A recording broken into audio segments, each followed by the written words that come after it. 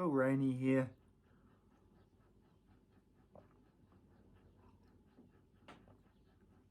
Life of Phil, Part 2. So, I got to the end of the 7th form, which is the last year of, we call it college, but I think you might call it high school over in America, I'm not too sure, but secondary school, But I didn't know what to do, or I wanted to go to Polytech, but I didn't have any money, so I went back to, I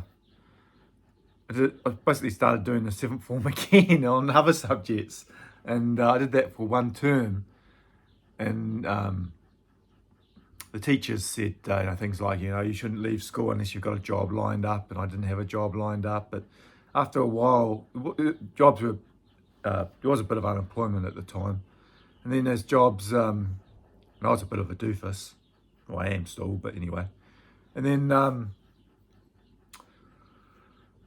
as I got to the end of the first term, I realised I didn't have any money to go to Polytech, and I thought, so I just left school and went on the unemployment benefit, and I still lived at home with my parents and saved up my unemployment benefit and did odd jobs, and I got a job for a month making salt blocks at Dominion Salt, which gave me a bit of boost of money, and that gave me enough money to go to Polytech. And the next year I went off to the Central Institute of Technology, which closed about a year after I left, to study heating, ventilating and air conditioning. The first year was just general mechanical engineering, and the second year was heating, ventilating and air conditioning. And so I lived very cheaply. I boarded in a couple of different places and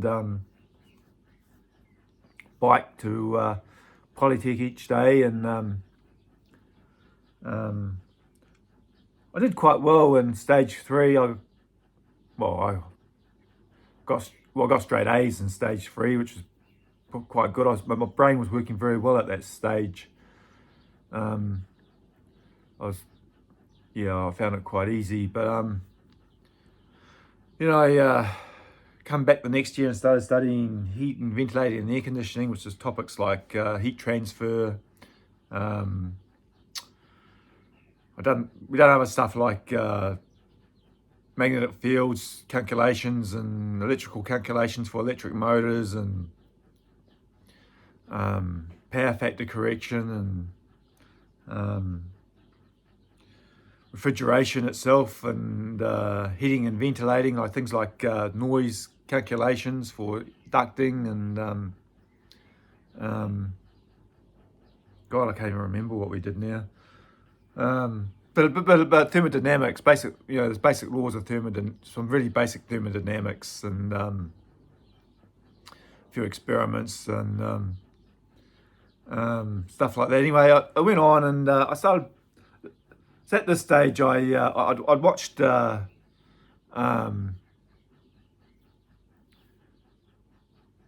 what's his name? The guy who's went on about I've forgotten what it's called now. An Inconvenient Truth. Yeah, I watched that video and I thought, oh shit, the world's in trouble. We need a way to overcome using these fossil fuels, and I set out to do this because I thought it was a worthwhile thing to do, and I believed that God would have made a way, and I actually kind of believed that some of these thermodynamic laws, which they said you couldn't be broken, were not really laws at all. They were just something that certain people had decided upon because it was the best that they knew of, or it was the best that, it was basically the most efficient thermodynamic cycle that they knew of and they could come up with. So I spent a whole lot of time trying to work out ways to work around this problem of looking at mainly at different cycles, thermodynamic cycles, engine cycles, to try and because I actually wanted to make it so that you could make get energy from heat from the air surrounding, like like you take from refrigeration, and turn it into mechanical energy. But to do that, you have to beat. Well, and my thought was I'd have basically either the engine more efficient or the refrigeration more efficient, or both, so that you could have a heat engine and then refrigerate the heat sink energy back up to the ambient air, and by hopefully making a cycle that would beat the theoretical efficiency of so I came up with all sorts of rubbish, and I did come up with some rubbish, and I'd get excited about it, and then I'd run around, I'd go and visit someone, try and explain it to them, and they wouldn't understand it, mainly because there's nothing to understand because it's a load of nonsense. And then a few months later, I'd realise that what I'd just gone on about was a load of absolute bollocks. And and then I'd continue on.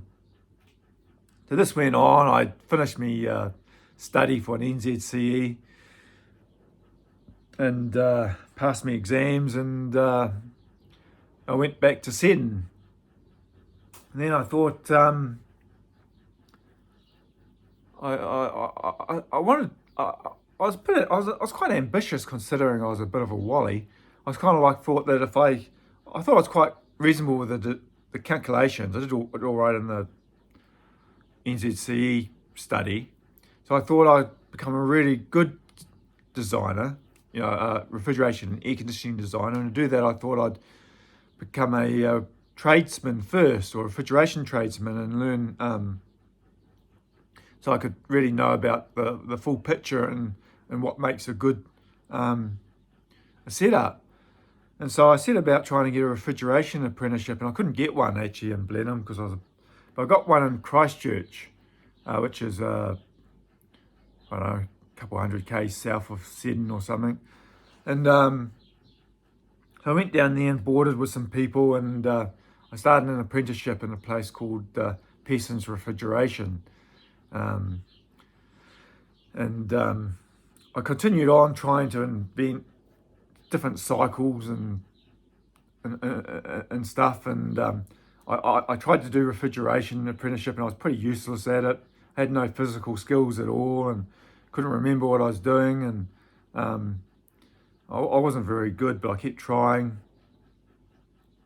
But I studied hard on the theory, and I did all right on the theory. I managed to get a top in New Zealand for the exam that year for first qualifying. And then I thought, well, maybe we could have a system where in an engine where you've got two gases mixed, with one which condenses at the same time as the other one's working and expanding, and so that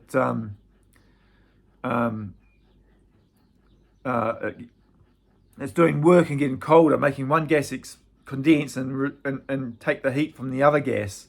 And so basically, this was a theory I come up with, and I tried to mathematically model it. I had an old computer and that my sister gave me that she had, and I got a spreadsheet program, and I made an alliteration program to come up with, read off tables, and kind of worked out, tried to mathematically model what would happen with these different gases, or the gases I chose I thought would be all right. And basically it didn't work. The results were that it wouldn't work, basically.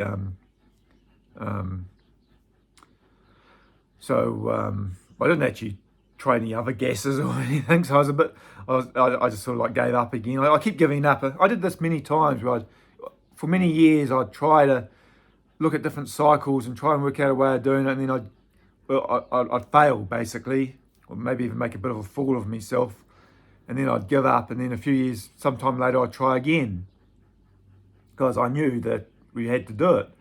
And so it's at this stage that I was really failing at my apprenticeship, and I kind of so I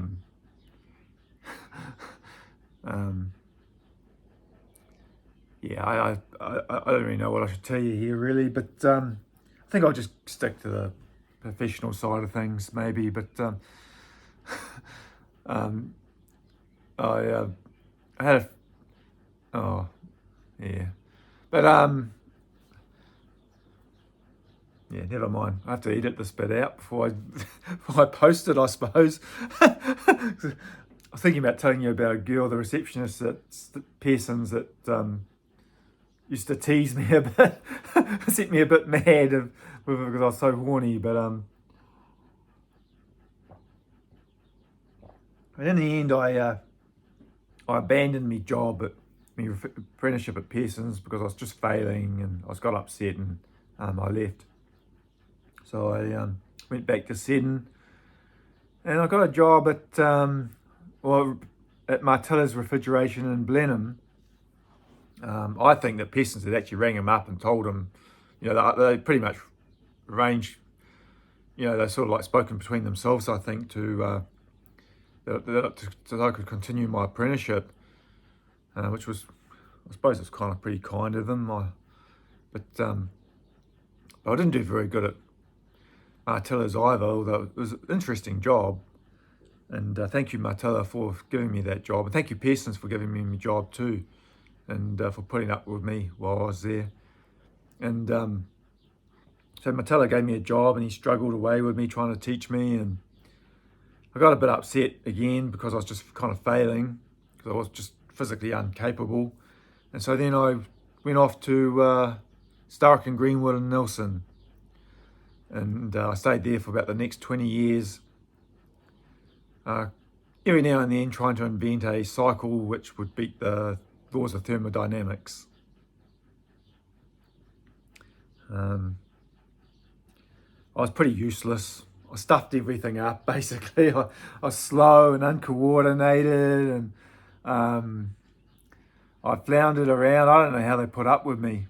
I was pretty useless at it, and I never finished my apprenticeship. I never become a refrigeration tradesman. I got me electrical tickets, the A and B technician certificates, but I never actually got me refrigeration trade. I never went back to designing. Back to the NZC idea of designing refrigeration and equipment and stuff. And then so I worked there for years and years and years, and flatted in different places and boarded in different places around town, and I couldn't afford my own place, and I was trying to save up money to get a deposit to buy a place. I was pretty depressed for a lot of it because I thought I was going to get fired at any moment because I was so bad at it. I was so exhausted. I had chronic fatigue, and I was exhausted and mentally ill, and yeah, I wasn't too good at all. And then sometime later, I don't know, maybe I was about 25 or something, I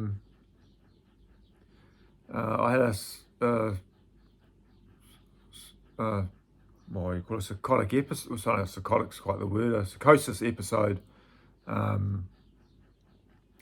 where I thought everyone was going to get together and rape and torture me to death, and I've went on the run from these people, which didn't because I was gone a bit mad in the head at this stage, and then eventually the police come and got me and took me away, and they locked me up in Nawa 2, which is a mental hospital, for 3 weeks, and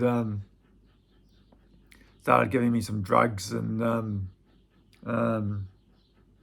basically every 3 months I'd go and visit the psychiatrist and talk to him, and he'd say, "Are you hearing voices in your head? Are you suicidal? Are you..." Just ask all these questions that the psychiatrists ask. He'd write down furiously on a piece of paper and send me out again. Yeah. So yeah, I lived for years like this, and kind